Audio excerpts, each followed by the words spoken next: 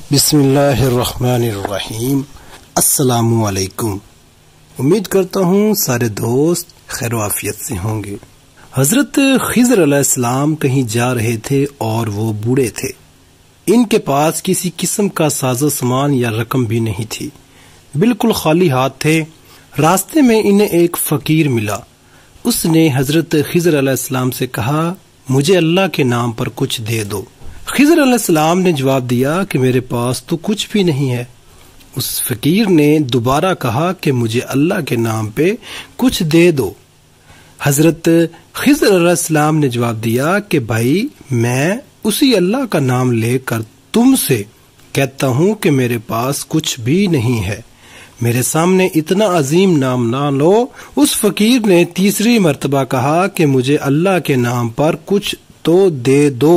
حضرت خضر علیہ السلام نے جواب دیا کہ تو نے اتنی بڑی ہستی کا نام لے لیا ہے، مگر میرے پاس کچھ بھی نہیں ہے، تو ایسا کر کہ میرے گلے میں توک ڈال اور مجھے منڈی میں لے جا کر فروخت کر دے، اور میری قیمت اللہ کے نام پر لے لے، کیونکہ اللہ کا نام سننے کے بعد میں تجھے خالی ہاتھ نہیں لوٹا سکتا۔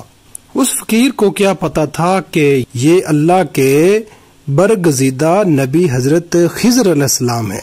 بہرحال اس نے کچھ پوچھے بغیر ان کے گلے میں توک ڈال دیا اور منڈی لے گیا، اور وہاں جا کر اعلان کرنے لگا کہ اس بوڑھے کو خرید کر کون اپنا غلام بنائے گا۔ منڈی خریداروں میں ایک بوڑھا آدمی بھی تھا۔ اس نے اپنے دل میں سوچا کہ یہ شخص تو بوڑھا ہے، کام کرنے کے قابل نہیں، اگر کسی اور نے اسے خرید لیا تو اس سے خوب کام لینے کی کوشش میں اس پر ظلم کرے گا، لہٰذا اسے میں ہی خرید لیتا ہوں۔ چنانچہ وہ آگے بڑھے اور اس نے اس بوڑھے غلام حضرت خضر علیہ السلام کو خرید لیا اور اپنے گھر لے آیا۔ حضرت خضر علیہ السلام نے اپنے آقا سے پوچھا کہ جناب کوئی کام بتائیں تاکہ میں اسے کر دوں۔ اس نے کہا کہ آرام کرو، کوئی کام نہیں ہے۔ بہت اصرار پر اس نے کہا کہ اس کونے میں جو پتھر پڑے ہیں انہیں اٹھا کر حویلی کے دوسرے کونے میں ڈال دو۔ آقا نے سمجھا کہ غلام بوڑھا ہے، ایک دو پتھر اٹھانے کے بعد تھک جائے گا اور آرام کرے گا، اور یوں کئی دن اس کو اس کام میں لگ جائیں گے۔ کچھ دیر بعد وہ آقا واپس آیا تو سارے پتھر حویلی کے دوسرے کونے میں پڑے تھے۔ وہ حیران رہ گیا کہ یہ کیا ہوا کہ اس بوڑھے نے کئی دنوں کے کام کو اکیلے چند گھنٹوں میں کر لیا ہے۔ اس نے حیران ہو کر پوچھا کہ تم کیا چیز ہو اور کون ہو؟ انہوں نے جواب دیا کہ جناب میں آپ کا غلام ہوں۔ کافی دنوں کے بعد اس بوڑھے آقا نے کہا کہ یہ دیوار بہت پرانی اور بوسیدہ ہو چکی ہے، اس کو گرا کر نئی دیوار بنا دو۔ یہ کہہ کر وہ آقا ایک کونے میں چھپ کر بیٹھ گیا تاکہ دیکھ سکے کہ یہ بوڑھا کیسے کام کرتا ہے۔